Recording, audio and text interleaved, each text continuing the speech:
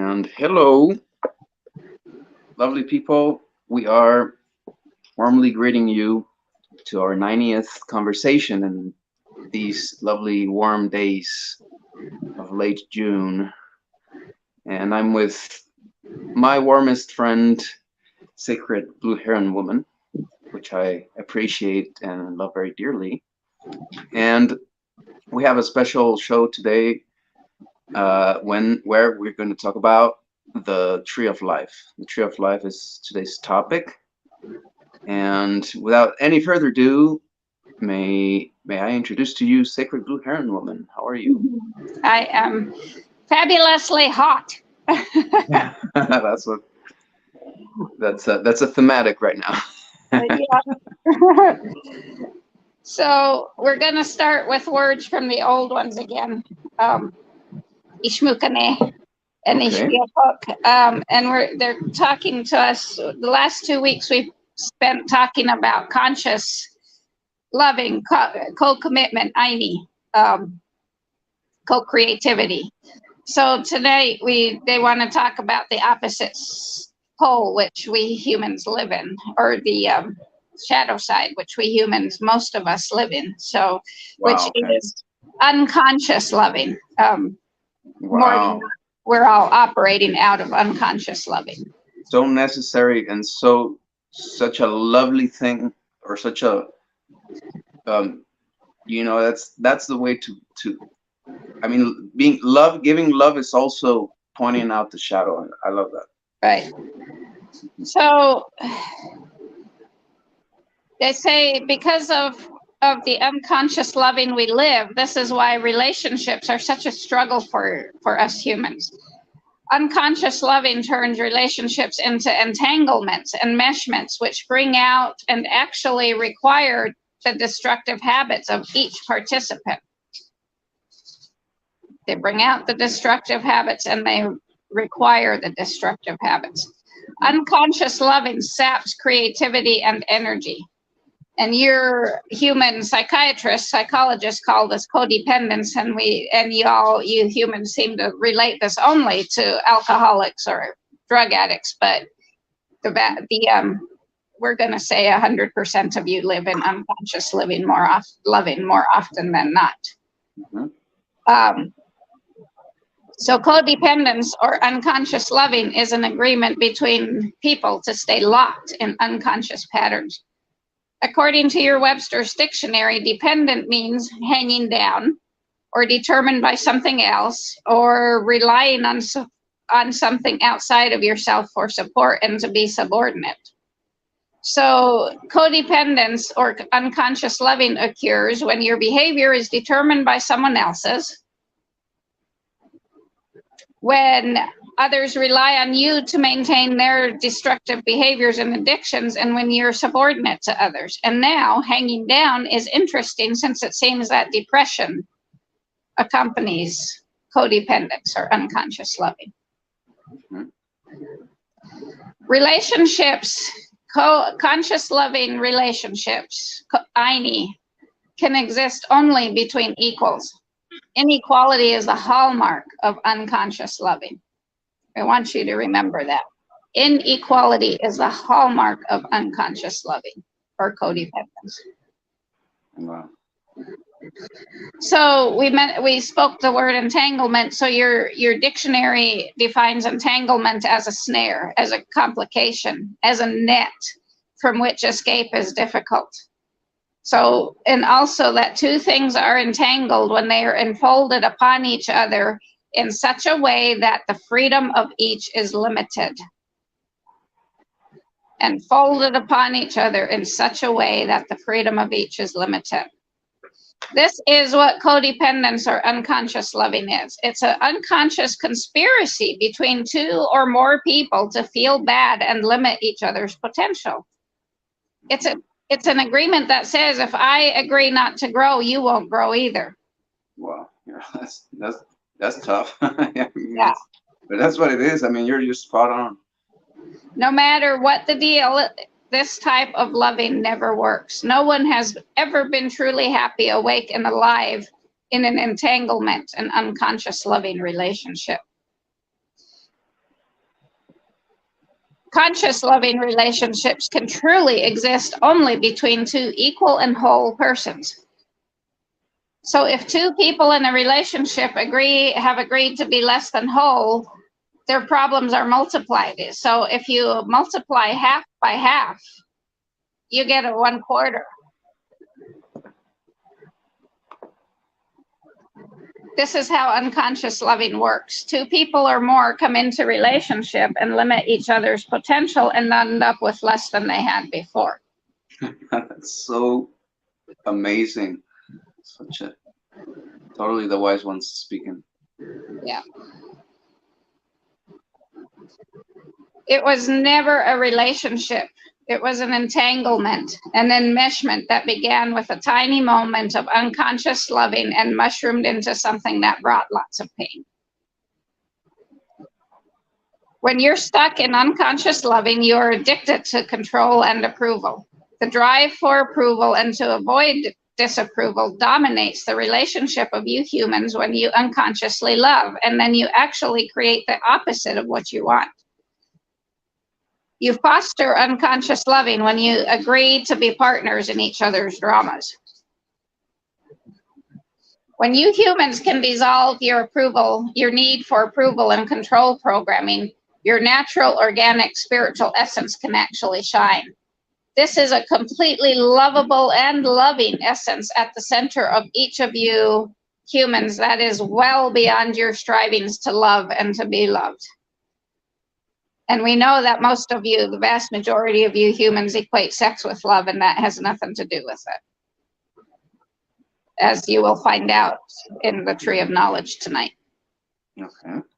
If you make the choice to consciously love, you will inquire into the source of your issues.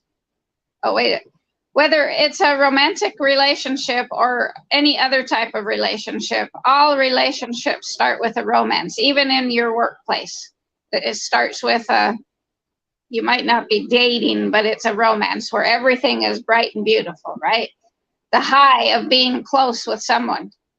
As a result of that closeness, the unpleasant parts of your personality will emerge. And now the choice point happens of whether you step into conscious loving, co-commitment, Ayni, or slide into the mire of unconscious loving, the abyss of unconscious loving.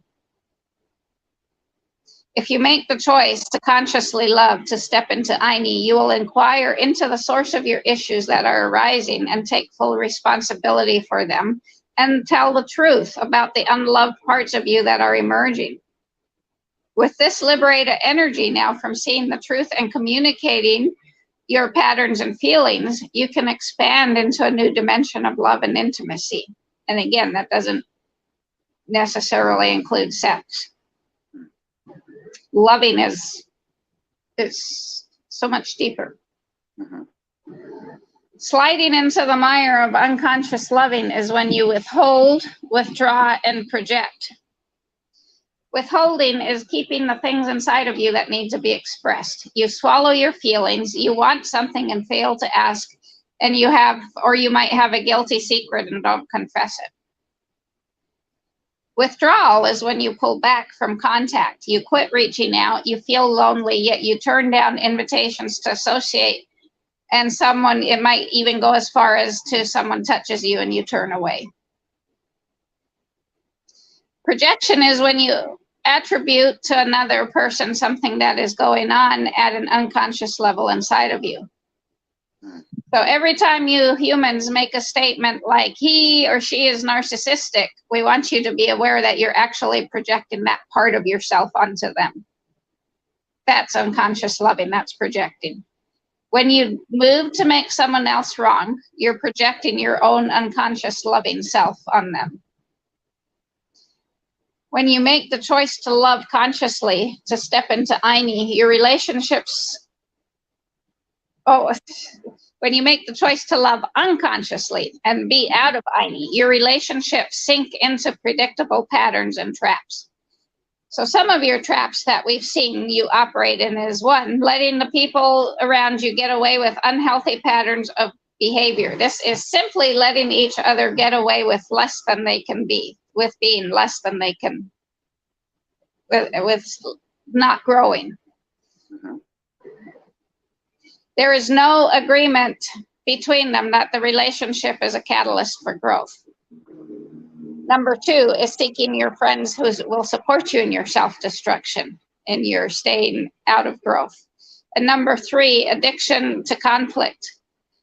Living in opposition robs you of the energy of reaching your full potential or the expansion of your cognitive, linguistic, and behavioral domains. And a lot of you say, well, I'm a rebel, but if you live out of rebellion, your life becomes preoccupied with being a problem. And addiction to conflict is also an addiction to not feeling good unless you can create drama in your life to get the fix of the drama drug. Your unconscious loving trap number 4 is your childhood issues. Number 5 is your agreement to mess up to yourself. Mm-hmm. And number 6 is replaying your parents' lives. Okay. One of the most important things you can do for yourselves is to begin to notice how and where your behavior is programmed. Out of self-hatred, you humans heap unimaginable punishments on yourselves and those around you. So some of your hardest lessons in life are those of independence. And most of you think you're independent, but you're not. Because you go from dependence on your parents and the government and the state to dependence on your spouse, on your employer to tell you what time to be at work and what days you can have off, and this, again, the state and the government, to dependence on your children for needing you. And then most importantly, as we've been saying, you're dependent on your state, your government, your constitution, with no space to let to go into the growth of your own natural autonomy. Most of you humans have never learned how to let go and step into union with others, even as children. So you take a stance of pseudo-independence in your adult lives. And then that means you're standing alone. You isolate yourselves because you never learned how to surrender yourselves fully to relationships when you were kids. True independence isn't based on fears. It contains within it the ability to be close to others, coupled with the free choice to be free and autonomous. True independence is the ability to stand alone and have close relationships.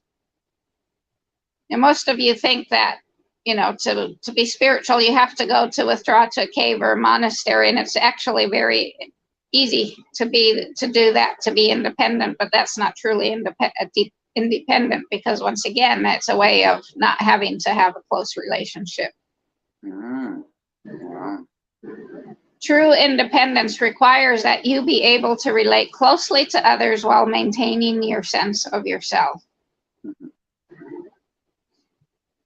So your relationships turn into entanglements and enmeshments in specific moments of unconsciousness. The moment is always the same, no matter the type of relationship. And we guide you to situation after situation in your lives in which you have the opportunity to embrace the things you've been trying to hide for so long. So for example, let's say your father died when you were a child. Out of the event, you stored up a wellspring of grief, especially as a man, because you're not supposed to cry, right? As a boy. If a girl, she might be able to cry, but there's the whole human concept you humans have of moving on very quickly, so you don't ever hardly take the time to grieve. So you have all this unstored grief over your dad dying, which gives you a pattern of relating to any man in your life that is based on that old grief. So later on, you find that any relationship you have with a man, and again, we're not talking about sexual relationship, we're talking about relationship, we're talking about friendship, we're talking about just relationship. And so your relationships with men are colored by a dissatisfaction you can't put your finger on. This simply means that in the act of getting close, the unresolved grief and patterns are coming up. So since we, through nature, provide you with the trauma, we, through nature, also provide you the means of resolving the trauma. Our, or nature's therapy, is to put you in situations that resemble the past situations that you found to be traumatizing so that you can clear all those old memories. When you experience the creativity and the creative energy of closeness with another person, you might find some of these issues popping up. Deep inside, you don't believe you're worthy. No one knows how angry you truly feel because you've never let it out. You can't tolerate criticism. You don't trust others, which means you don't trust yourselves. And then the mantra that you all humans use, I will never let myself be hurt again. Yep. Some of your unconscious deals that you then make with everyone you come into relationship are to blame someone else for it, hang Jesus on the cross, right? To take the victim position, to numb out and cut off all the flow of feeling inside you. So repeated denial of your sensations and feelings leads you to a sense of flatness, boredom, and literal numbness in some part of your body. And every time you make a decision not to show your feelings, your bodies interpret this directly and powerfully. And going numb leads you to stony impassivity rather than full responsiveness. Full power struggles are another deal that you make in unconscious loving, and power struggles are based on the illusion of scarcity.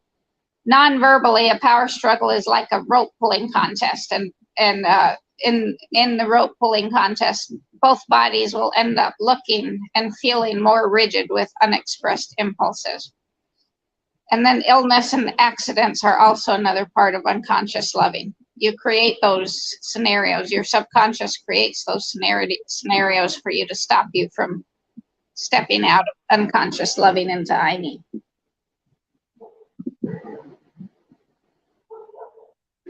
So you get close to someone. Your feelings and patterns, old patterns, will emerge. It's given. All you humans have feelings and patterns. Remember that. Because remember that also, if your feelings and old patterns are emerging, so are theirs. And in this brief moment, you have the opportunity to step into conscious loving, or Ayni, or slide back into the mire of unconscious loving. And how do you step into conscious loving or Ayni? By stating your truth. Your unmutable truth, like we talked about last week. Like, I feel this fluttery sensation in my chest when you say this. And these thoughts run through my head. That can't be argued with. That's things like that. So you humans have inherited for generations a tendency to pretend to not see and to swallow the truth. So stating your truth and knowing what your personal microscopic truth is important. And then you're hiding, you're withholding is a major core program. And the way you do this is so often through picking up cigarettes as a child or alcohol to numb out with, or eating, or anything else that you then get into relationship with to keep you from truly getting close to a human, because that relationship with that external product then stands between you and whatever other human you're with. So we want you to know it's really time for you humans to stop all this withholding, withdrawing and projecting, and to simply notice your own truths and start speaking them in kindness. And we also want you to remember, when you fail to deal with an issue inside of yourself, you will begin to see it outside of yourself. And when it is time for you to resolve a particular issue in your lives, you lasso someone to work it out with, to come into relationship with, so that can be worked out. And on the bright side, we want you to know that as you choose to step into Ayni, you will also lasso someone into your life that will give you the opportunity to make those choices. It sounds like it's all negative, but it's really not. When you humans are able to stop unconsciously manifesting or praying for what you don't want and bring to your conscious mind what you do want, then your intention to live in conscious loving, Ayni, Aloha, Ayni, will meet our deep, infinite supply, and you will experience miracle after miracle after miracle. And that's all they have to say tonight. Well, that's a whole lot to say. And I think it's a medular core thing that needs to be. It's kind of like the spotlight of everything, of Ayni, of relationships. You know, this was totally the spotlight of what needs to be said and what we need to pay attention to in order to have everything else fall into place, everything else begin to heal and flow. So wow, so those are the words of the old ones. Yep. Help with the noise here. And now we have to go into the tree of knowledge. So what's that gonna bring us? So, for the past few weeks, we've talked about cellular autopoiesis, the organization of metacellulars and behavioral domains, the operational closure of the nervous system, linguistic domains and language. And along the way, we've put together the building blocks to show how the phenomena of living things arise and how social phenomena founded on a linguistic coupling give rise to language, and how language from our daily experience of cognition enables us to explain its origin. So now you ought to know how knowing generates the explanation of knowing. Mm-hmm. And if you have followed this topic and take it as a truth, you'll be impelled to look at everything that you do, smelling, seeing, building, preferring, rejecting, conversing, as a world brought forth in coexistence and conscious loving, Ayni, with other people. And that is how creation, our world, is sustained.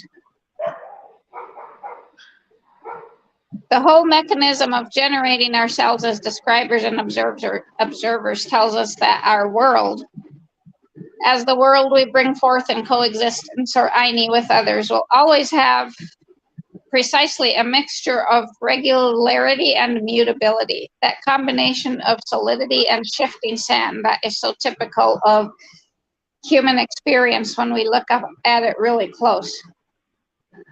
The universal truth that we can't argue with is that we are continuously immersed in a network of interactions.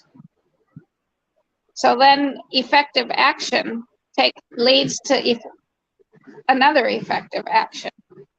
It is the cognitive circle that characterizes our becoming as an expression of our manner of being autonomous living systems. Through this ongoing recursiveness, every world brought forth necessarily hides its origins. We exist in the present, past, and future,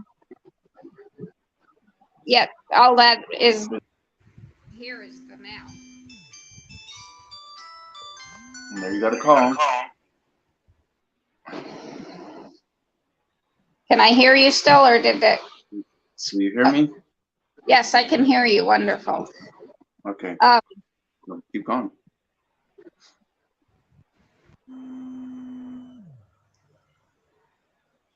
The biological mechanism tells us that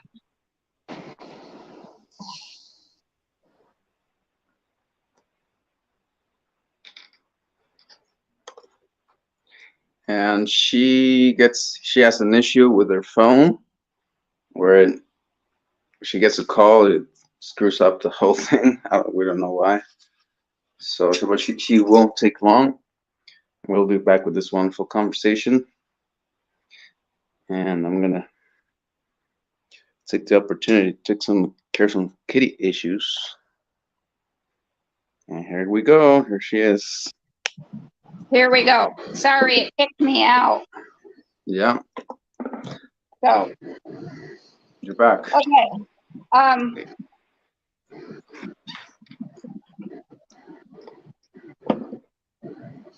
The biologic mechanism tells us that an operational stabilization in the dynamics of our organisms does not embody the manner in which it originated. The business of living keeps no records concerning origins. All we can do is generate explanations through language that reveal the mechanism of bringing forth a world. And by existing, we generate blind spots that can be cleared by generating new blind spots in another domain. Because we do not see what we do not see, and what we do not see does not exist. Only when some interaction dislodges us, such as being relocated to a different cultural environment, and when we reflect on it, do we bring forth new constellation of relation. The whole kit bag of regularities proper to the coupling of a social group is its biological and biologic and cultural tradition. Tradition is not only a way to see and act, it's also a way to conceal, to withdraw, to withhold. Tradition consists of all these behaviors in the history of a social system that have become obvious, regular, and acceptable. And since they no longer require reflection to be generated, they are invisible unless they fail. So what we have in common as humans is a biological tradition. It began with the origin of reproduction in autopoietic systems and the cultural tradition that started with the hominid lineage. This common biological heritage is the basis for the world that we humans bring forth together through congruent distinctions. And despite these distinctions, nature is pretty much the same for all of us, as we all agree that the sky is blue and the sun rises every day. At the same time, this common biological heritage also allows a divergence of cultural worlds brought forth through the constitutions of what can become widely different cultural traditions.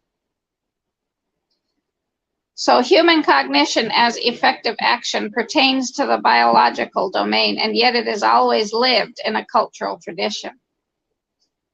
When Adam and Eve ate the fruit of the tree of knowledge of good and evil, the Bible says they were transformed into different beings, never to return to their initial innocence.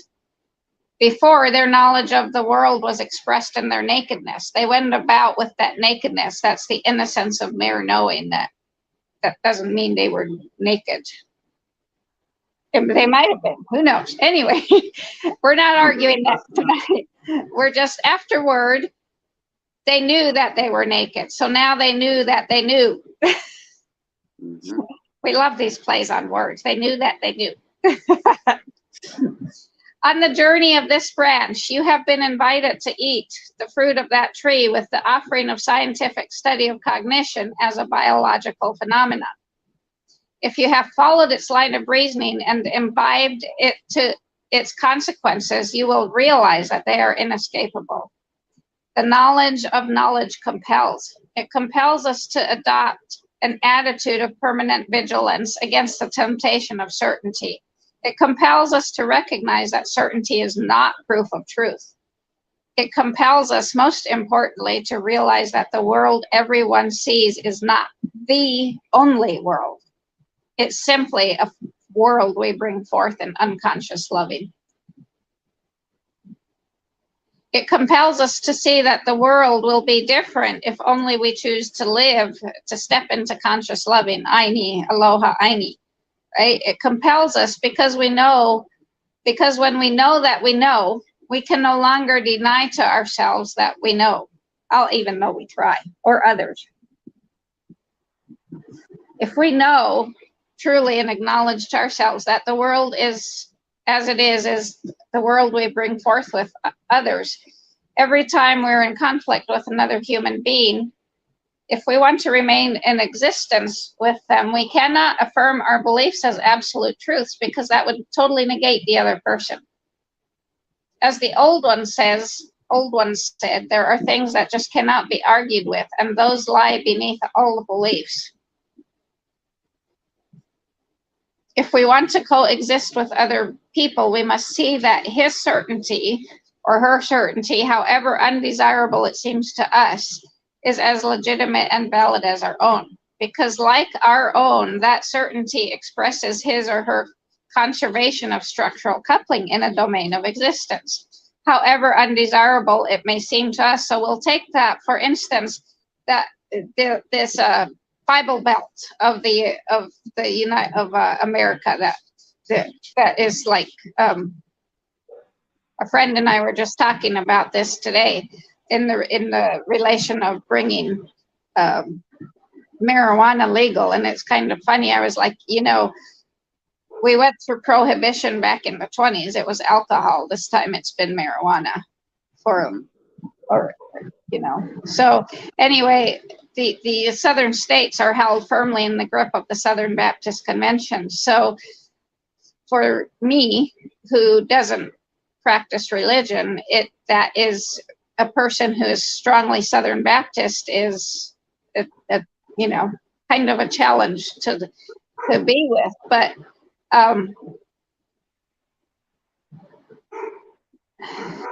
that certainty of the Southern Baptist beliefs that they live in are their conservation of structural coupling in the domain of existence of the Southern Baptist Convention. That's right. Then we go beyond that to the domain of Southeast Oklahoma, and everyone agrees to these conservation of ways of being that make Southeast Oklahoma different from other parts of Southeast Oklahoma. We can go on to Bavaria in Germany. People, if you talk to someone from Bavaria in Germany, they're like, I'm not German, I'm Bavarian. There's these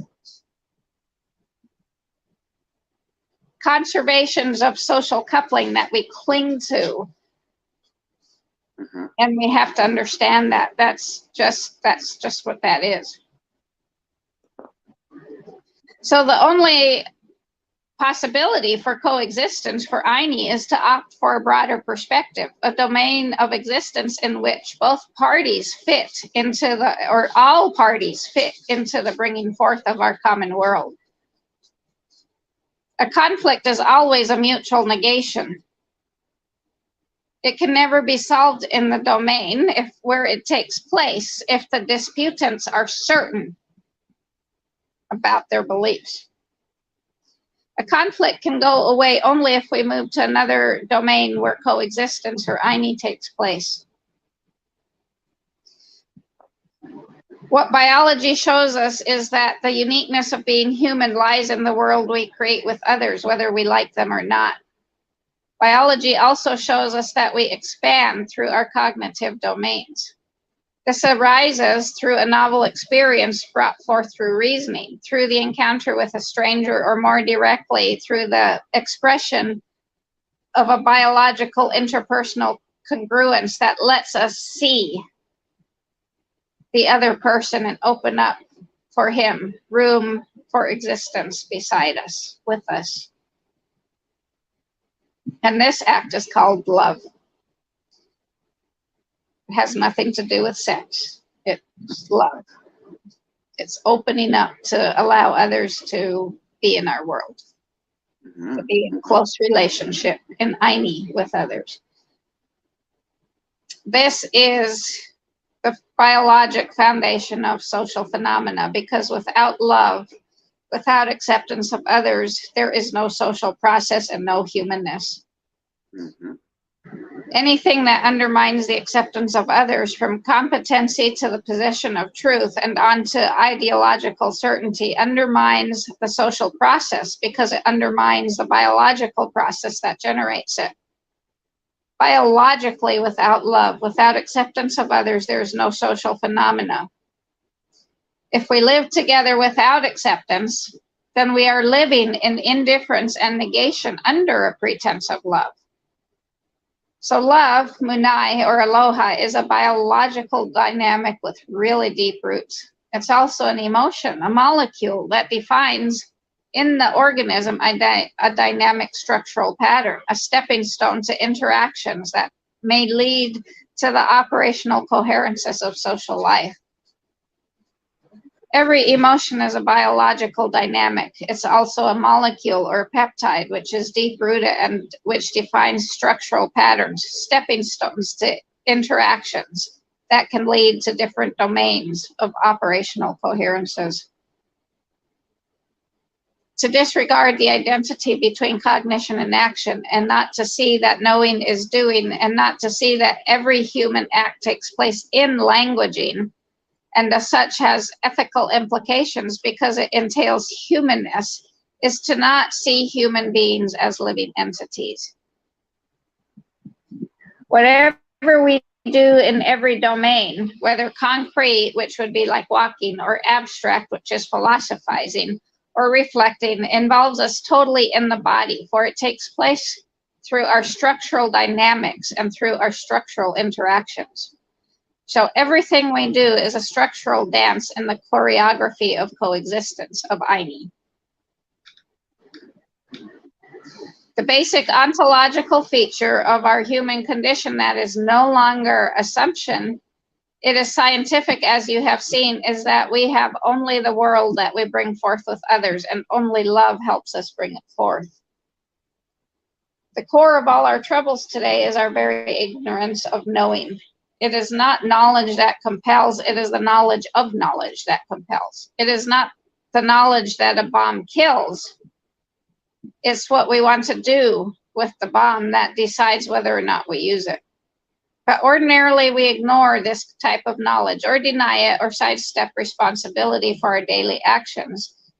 But our actions all, without exception, bring forth and validate the world wherein we become what we become with others in the process of bringing forth our world.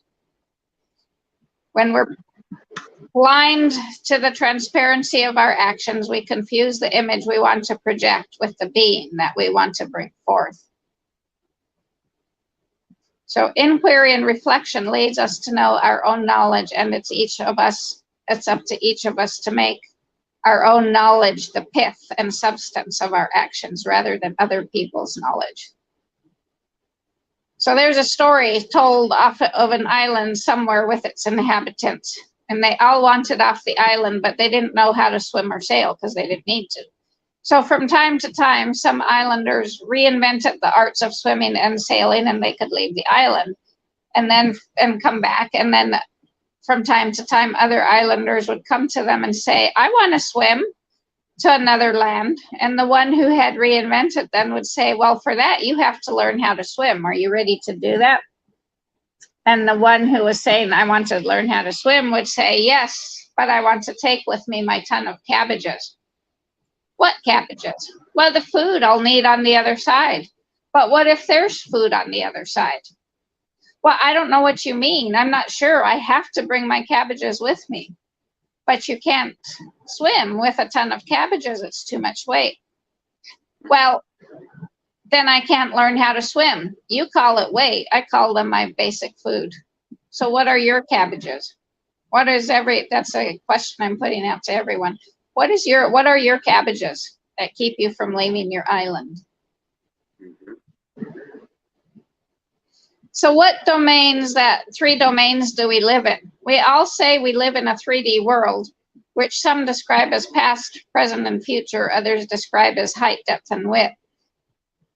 I would say that what gives height, depth, and width is cognition, linguistic, and behavior. The cognitive domain, the linguistic domain, and the behavioral domain. So take, for instance, the word aloha in one dimension means the breath of God, or the presence of God is within us. So cognition, language, and behavior, height, depth, and width are within us. We are also within. We are also in cognition, language, and behavior, height, depth, and width. So let's use a Russian nesting doll as an example, and you're going to have to bear with me here because I'm reaching. Things are bubbling up.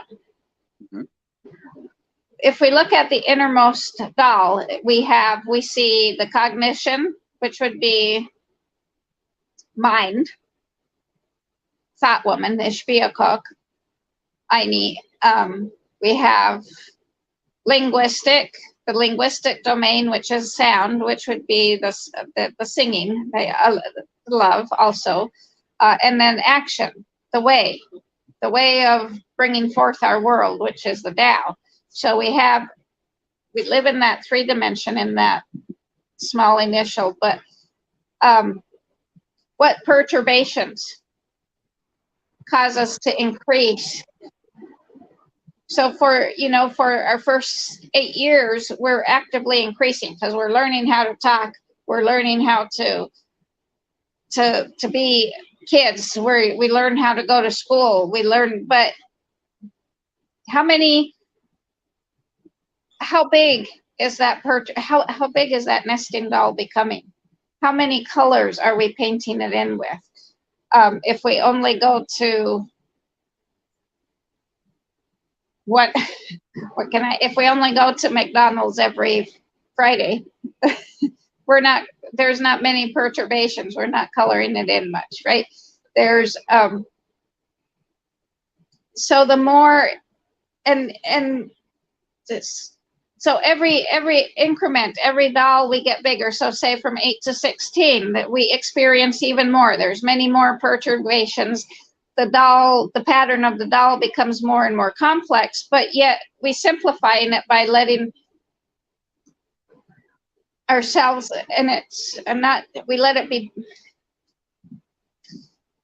not simplified, but a lot of the pattern, a lot of the variety taken out of it, because we like to restrict ourselves to only, take for instance my dad, who would only read the Bible, nothing else.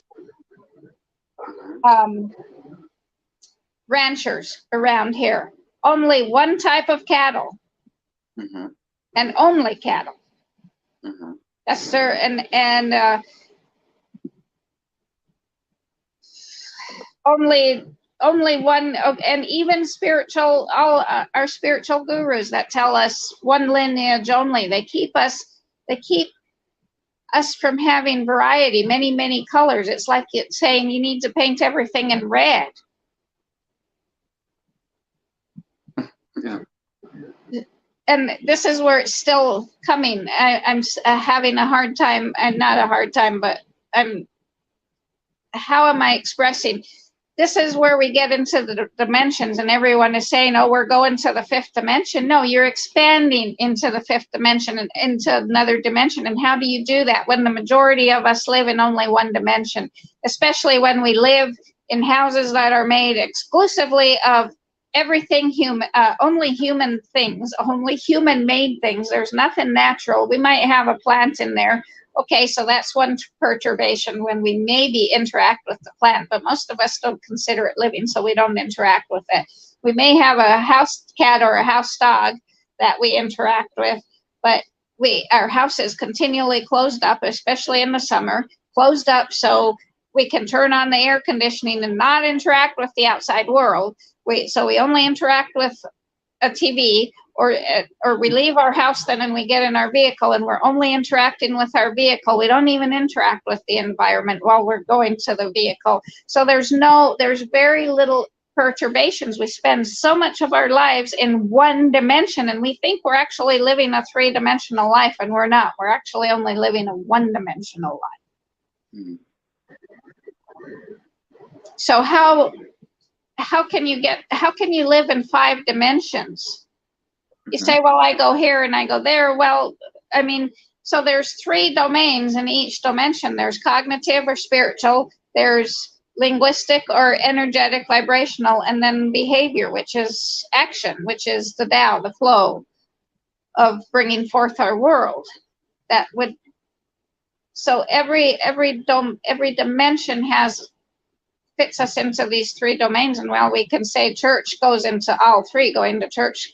So we're interacting with all 3 domains, yeah, but we're coloring it in with only red, right? Or it doesn't even have a pattern. That's where Rupert Sheldrake talks about that in morphogenic fields too. So take, for instance, when I moved to this farm here in Oklahoma, we brought with us first of all, when we started, we got ducks. So that increased my neural net. That increased my linguistic, cognitive, and behavioral domains, because now I had to learn how to interact with ducks, how to take care of them, how to feed them, right? And then we moved on to our 2 acres and we got goats. That was another perturbation, and then we got donkeys, another one. And then we brought all that with us to Oklahoma. And when we moved here, now we have pigs, we have cattle, we have the goats. So we could kind of put those into one dimension because those are both ruminants. So cattle and goats. We have horses and donkeys, which could also be one because they're kind of essentially the same. So that's 2 dimensions. I had bees, that was 3. Ducks, geese, so fowl, that's 3. Dogs, that's 4. And I have many different dogs, so that dimension has lots of variety. And my ducks, there's lots of variety. And my goats, there's lots of variety. And then there's pigs. So I live a 7-dimensional life. I live an 8 or 9-dimensional life because I also then breed, and I do this, and and then I add it to that. So last fall when I started scraping hides and working, so that added another dimension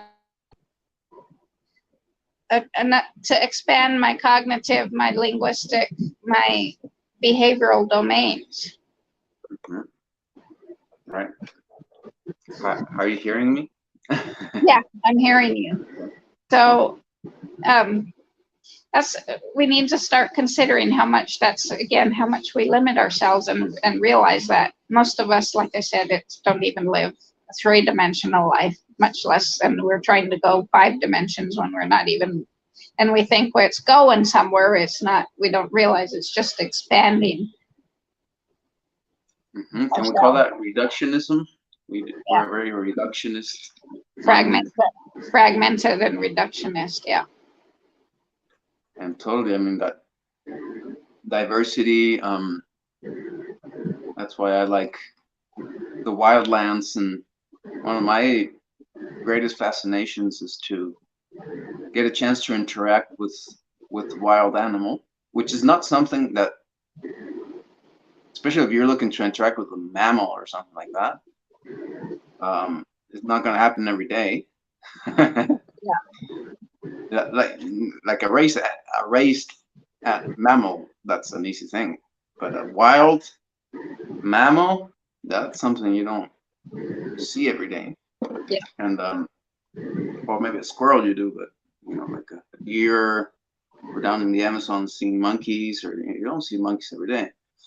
Yeah. And those type of relationships, and also as far as arts, I'd like to cultivate in as many, and this is so relevant and so interesting, because everything in the modern world tells me that I'm being a waste, because instead of, if I wouldn't have explored so many different arts and techniques and things to do, I would be outstandingly brilliant at one of them, right? I'd be so good if I just at only one, though. At only stuck with one. the guitar, or Yeah. stuck with this or that. I know I would be that much better than if I had invested my time as I did in other completely different things. And everything in the modern world will tell me that, or will want to tell me that that was a stupid thing. That was absolutely a non-focused attitude. right. That's a hippie thing, or I don't know. But with what you're saying and put into context, it's in fact, that's what in another way has allowed me to enrich, the things I do with Well, by yeah, having and explored other we things. can relate it to a tree growing straight up without putting branches out. That's kind of what it is too. Uh, I'll get better at describing, talking about this, but this really came to me this week as we so limit ourselves. We live in cognitive, which is the number one universal truth. All is mind. That's cognition. Linguists, the linguistic domain is all the vibration, the rhythm, the right. And then behavior is the action that are living in our physical body. So we all have those three dimensions or domains that we live in. But how do those domains affect the dimensions of our world that we bring forth? And how does it color it in for us? Because that's what that does too. And how much variety, how much detail. The bigger the Russian nesting doll gets, the more complex it is. The bigger the tree gets, the more complex it is, and the more branches it has. If you take a tree in a forest that hasn't been managed and they're growing really close, the tree will shoot straight up as high as it can get before it puts out leaves. Because it's reaching for the sun, right? But if you take any of the neighboring trees away, it falls over because it doesn't have enough branches. It didn't have enough perturbations. It didn't have enough interactions to expand its rings outward. Right. Yeah. Well, this sounds like it's a part of the tree of knowledge. Still not. Yeah, we haven't gone all the way. Is for today? Are you going to continue today? Nope, that's it. I'm done. And we're done with the sustain branch. We're moving to the contain branch next week. Contain, but do you want to do a tree of knowledge kind of subject still? I might expand on it at some point, but we're going to move to. So I should just title it the contain. Right, contain. Because remember, the scientific definition of the word principle of God, which they have decided is God, is that it must create, constitute, govern, sustain, and contain. So we've been going down the sustainment branch. Now we're going to go to the containment branch. Okay. How about a little sneaky peek of what you'll talk about? Oh, we're going to talk about the Schumann resonance and the interplanetary magnetic field and our biosphere and stuff like that. Okay, awesome. So that's very helpful, and that's incredibly wonderful, and just like a tree of knowledge, giving out just a whole bunch of fruits, feeding a whole bunch of people. So I totally know, not expect or wish. I know this is what we've done here is giving a whole bunch of fruits for folks, taking the time to peel and to collect and to discover this amazing tree of knowledge that Aloha Ayni now living is. So thank you, Sacred Blue Heron Woman. Thank you, Ingrid, and I want to wish everyone a wonderful end of the summer. Or not in the beginning of the summer. And we'll see you next week. If you join us, it's at 6:30 Central Standard Time at Ayni Now Living. Same channels. You've been seeing us in kind of dyslexia. Yeah, wonderful. So see you next time. Yep. Okay. Well, I need to go out and find Miss Racket.